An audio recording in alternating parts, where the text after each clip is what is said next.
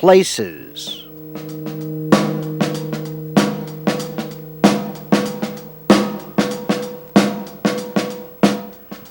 Poetic language, artful communication, elemental speech. Places is about poets who have invited us to their homes or to places where they write, create, make poetry from language, voice, gesture, rhythm, idea, song. The focus is squarely on the poetry and the poet's emotion in reading, presenting, or slamming the poem. Each poet has given us quotes from other writers, poets, creators, or just plain interesting thinkers. These quotes appear before single poems or groups of poems. Each poet presents a bio. All of the poets in this second season have been creating and sharing their poetry throughout Massachusetts. There are no talking head interviews, no analysis of individuals or poems, no filter between you and the poet in a location the poet has chosen. Nothing but a camera between you, the poet, the poetry.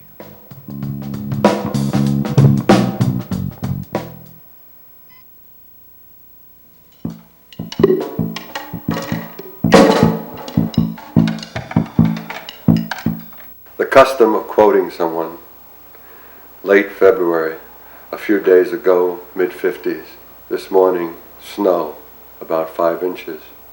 I'm drinking coffee, HRB's on, Ellington's Jungle Jazz.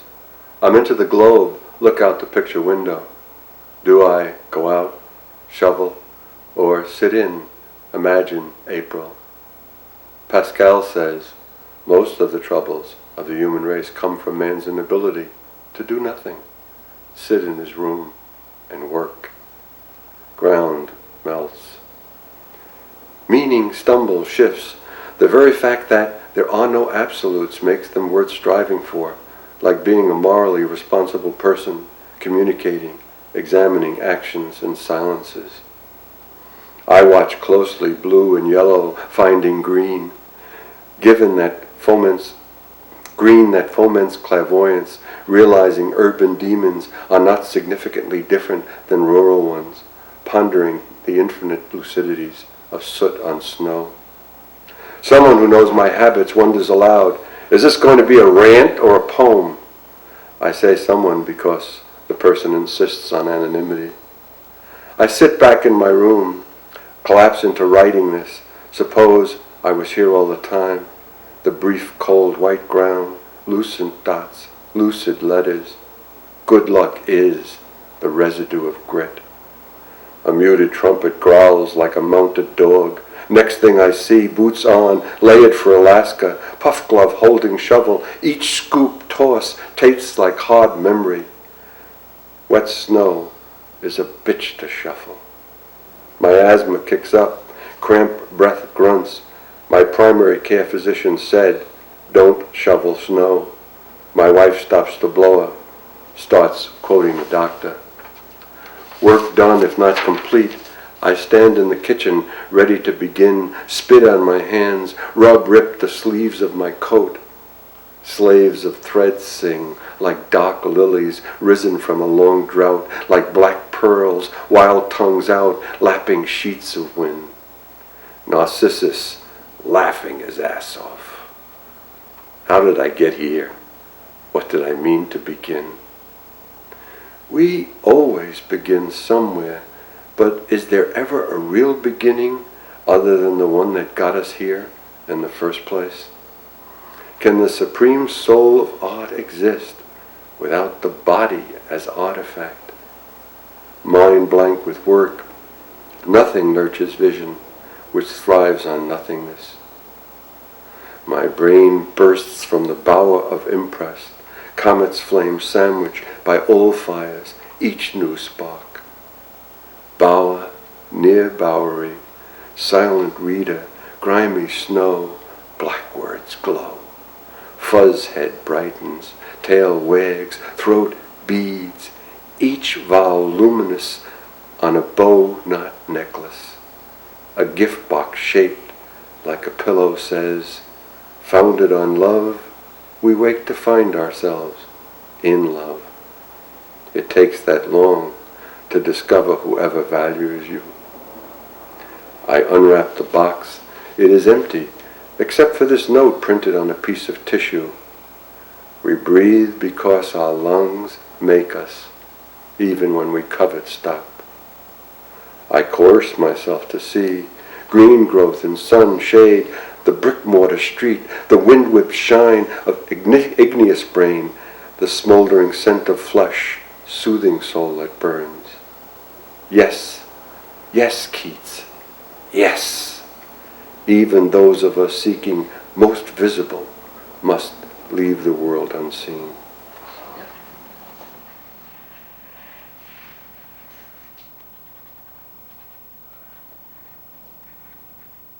But also, things come to me the way sound must have found the pulse of Debussy. I grow older, just received my senior T-pass. Persons, places, things about me fade from memory, go where vanish goes to die. I lose what I thought I would gain, a firm grasp of absolute.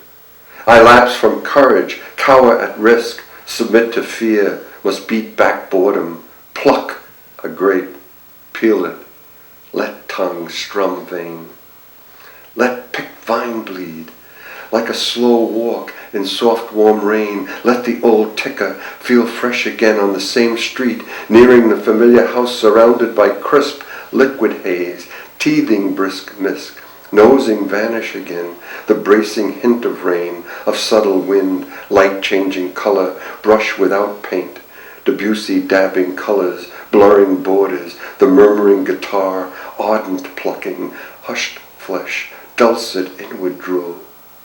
Did he ever pen music for guitar? A bird, any bird, especially shy, frail, a homemade box brimming with bread, the dead of winter, including spring, summer, fall, seasonal sheets of discontent. Where have I been? Do I go? But inside, plucking. Rush breath, strains to breathe.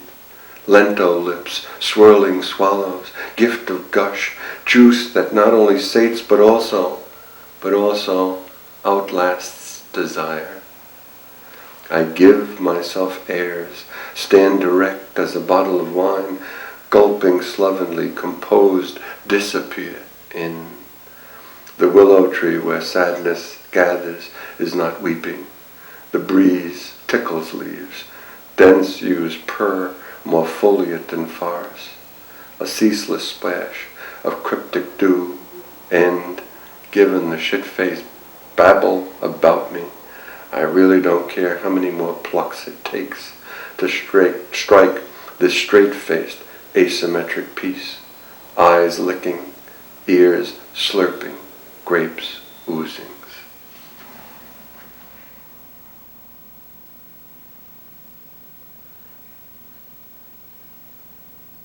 Aspects of aphasia. The act of remembrance is a swinging door with transparent glass, metal that rusts where dinged, wood turned ashen on touch. Union City. Another bright blue endless morning. I'm 17, 3 flights up, railroad rooms. Boy bound to a city where they shoot through machine guns, stubborn speech sounds against the whisper place. Enticing knife poking my bed. Stabs of something longer than throbs. Since then, I have had this disconcerting sense of biological evolution. Before and after my birth and death, time eats the past in order to live, a fact I regard as clear course for recognition rather than lament. Accidents of being are its essence. That I will one day disappear determines my current value. I put a conch to ear. A heap of words begin and end as word heap. The language of disturbance, disturbing language, distorting the swivel of nostalgia, contorting contiguity, leaving leopard spots, legions of lesions on the brain, infecting present with past. I cannot forget, ignore, whatever it is, memory loses to last. Sloth is not the problem for me. Block of fire is, the lust of soul disquieted by burn, time's eunuch set in place, blades of flame fed by years. Light, sun, dark, moon, alphabet soup. From protoplasm to vegetation, from vertebrates to amphibians, from that to this, we chisel air, slander water, blanch earth, mill fire. I am not a man speaking exclusively to men, not a man writing messages for cats, dogs, but a man without recipe for sorting virtue from its flaws. I fancy steering stuff straight, fancy messing around, fancy resisting comings, not resisting me, fancy coming on its own accord. Yes, virtue does consort with flaw. A 65-year-old man, married to a wonderful woman, father of sensible, hard-working children, 2 married, 1 divorced, twice a grandfather with great poet and personal friends, a small wheel in the one humongous historical continuum, who drinks to remember and forget, who hears the worldly wide wobble, contained to leap from broken shell. This familial prayer, now fiddle from violin, now banjo plunking unlike guitar, and I am on my knees, overcome by music, bowed, strummed, sealed by my own words, binding bits of ochre metal, gray wood in my glass.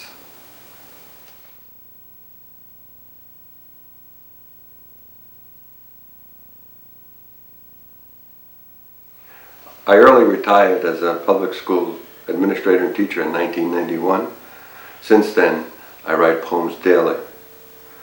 While a doctoral student at Ball State University, I won the Royalty Award for Poetry in 1968.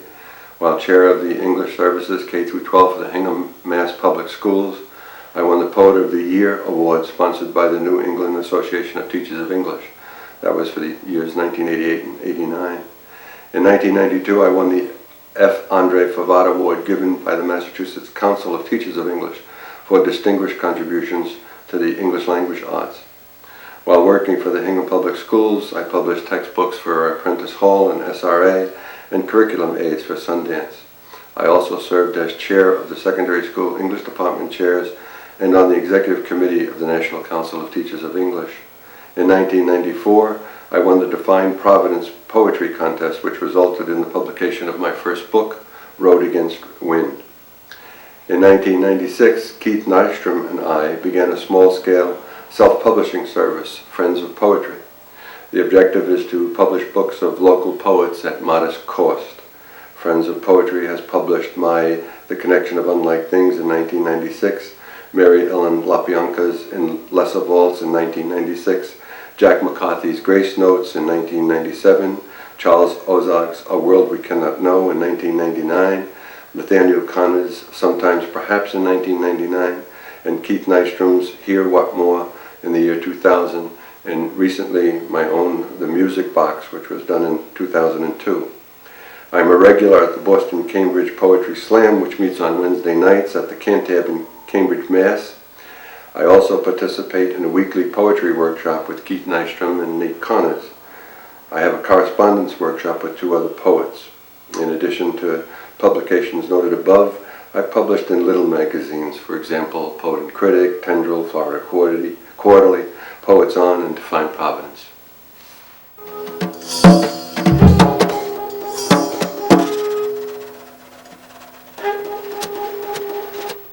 Where I am, caught, dead of winter, crystal needles, pants down. How useless lighting a fire seems. Even on an island, I don't want to be where I've been, but where I'm going. Miles Davis, my funny Valentine. My heart out, crying. Part of me I've never heard before. Simple, melodic, underbearing. Flavors of Bill Evans. Rhythmic floating, flirting tempo, pain of unwritten tone, constant, cranky, caressing torment. I am tired of being a complex man, music, life inside me. What I need cannot say where it comes from. Pearl, sinking, wine, love in the carrot, rush breath, stains on snow, huddled gulls, warmed over bread, blood, inner, laughter, trumpet that won't quit, companionable piano.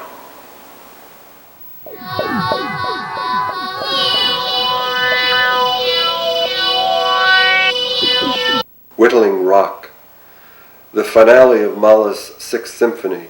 It will break your heart if you don't let it get to you. I say you mean me, grief that naked, drums, horns, woodwind, strings that intimate. It must be personal. The march-like rhythms, forcing heart to knees, nailing sucked-in breath to bone, fracturing the pulse of floorboards, this passionate earthquake, bleeding uncathartic fire. Flow choked, burning in ash, soul trammeled by torrents. I've got to hand it to Mahler. Compassion, empathy are no match for the music of almost perfect despair. Nights find this way to bully me, drain aspirations for good cheer, verve, venom, atrophy. I say me, mean us. Sad purple night, steadfast music, burnished despondence, luster of lava. I decide to shave, stand at the mirror, play the fat pale face, poke the cheeks, push back lips, teeth yellow like an old moon, lonely near forlorn, wretch near hopeless, abandon the razor. Who commits suicide only to wake back up in the same broken body? Horns, strings, drums, woodwinds, senseless to expect anything from torment but struggle. Boundless heaven, vol sky. Oh, Mahler, I am my own dour firmament. Be liquid air, bladed water, whittling rock.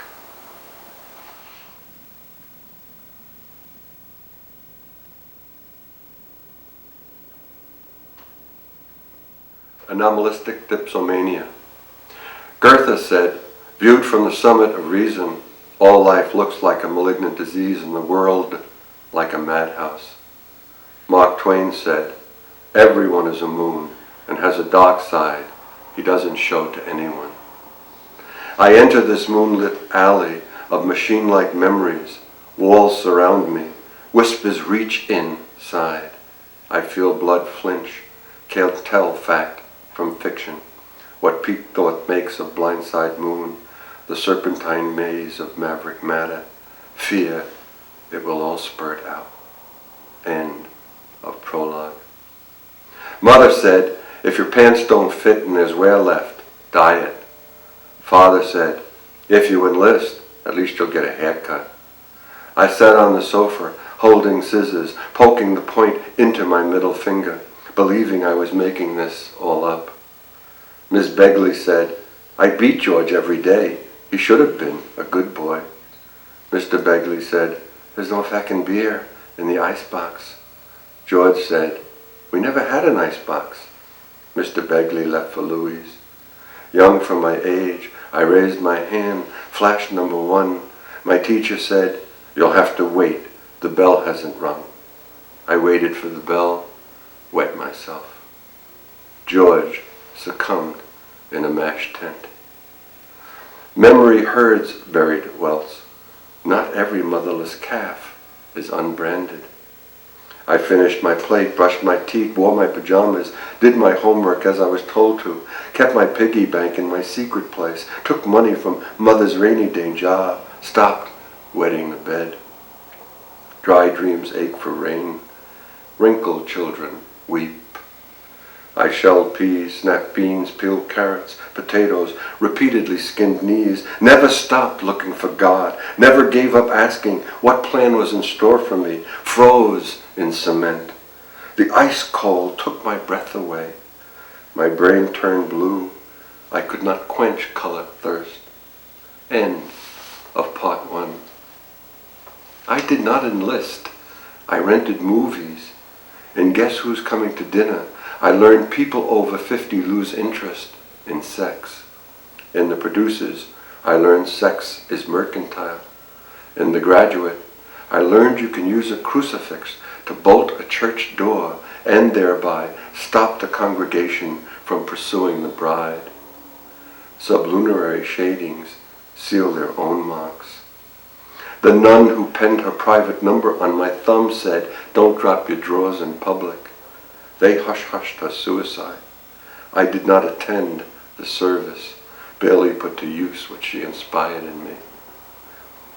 Waist expands, hair thins, doors I've never opened before remain closed, and it's too packed to cozy up to booze, stupefy the camera in my mind, reveal unwittingly my dark side. Begin part 3. If I am as old as I am, which I am, then you know I did not, because I could not, rent movies, although it is irrefutably true, I did not enlist. Some volunteers are the slaves of freedom. Madhouse, moonlight, jaundiced eye sees things, the hourglass a braid's soft soul. I shoot brass blanks at the sky, missing not only queasy loss, but also uneasy mystery. Bedlam is a door in persons. What keeps us? My wife and I eat, drink, sleep, defecate, copulate, argue, extend periods of anger, shame, rarely complain seriously, laugh heartily at how anxious and absurd we are when behaving like perfectly imperfect, normal human. Love-drunk, flesh-pot persons who flood the zigzag path, holding hands for what seems a long time, who sooner than inclined to let go as must, leaning on each other as we do, can't tell who, satisfied or craving, is falling.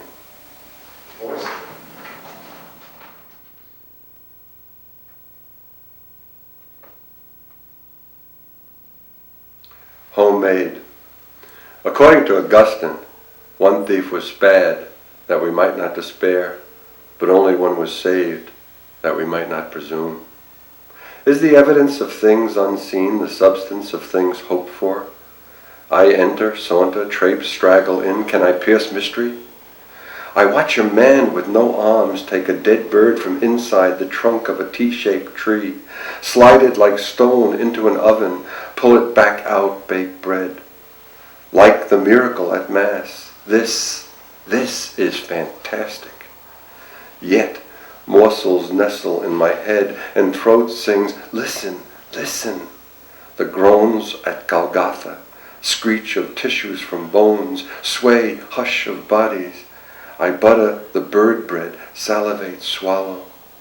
A mandolin on the breakfast plate, muffins rise to music, still life plucked from sullen moon, beliefs assertive odor, raspy, mortal breath, freedom with necessity.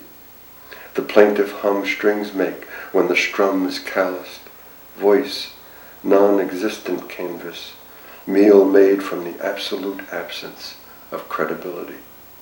What I hear, smell, feel, can't see.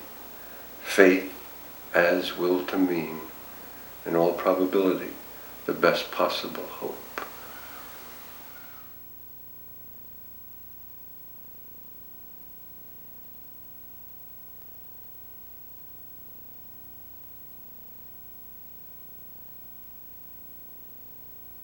Ars Poetica of sorts. Day in May, pacing, rhyme by pure accident, antically antsy, stun gun muse. Williams advising Ginsberg, listen to the rhythm of your own voice, proceed intuitively by ear. I put on Rachmaninoff, Sonata No. 2, piano, Cécile Housset, whoever she is, whatever possessed me to buy it. See where it goes, takes me. Plain white paper, ballpoint pen, black, work in progress. Oh, how I envy those who know they have something to say are not driven like me. Bruce Weigel counsels against putting question marks in a poem. Should I listen to Bruce Weigel?